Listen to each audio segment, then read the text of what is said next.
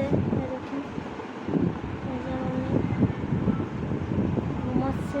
এই বিকালে ঘুমাইছে, এখনো ওঠে নেই।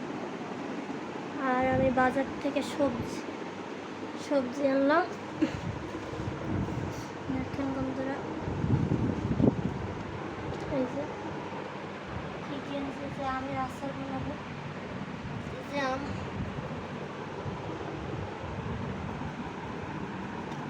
আনলাম।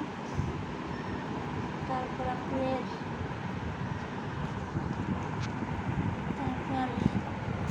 এই যে 5 ফোড়ন আনলাম, এই যে 20 টাকা। তারপর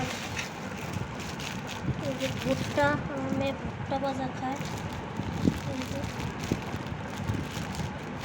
আর এই ফলটা তো অবশ্যই চেনেন, এই ফলটা অনেক একটা সুস্বাদু একটা খাবার ফলটা।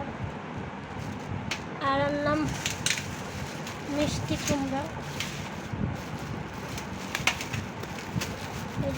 এই যে মিষ্টি কুমড়ার বিচিগুলো ফালাইবেন না, এই বিচিগুলো না ভেজে খাবেন একটু লবণ দিয়ে।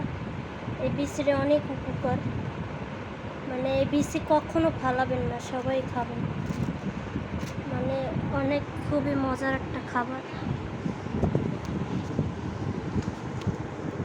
আমার মেয়ে পড়তে গেছে আর আমি এগুলো খাবো।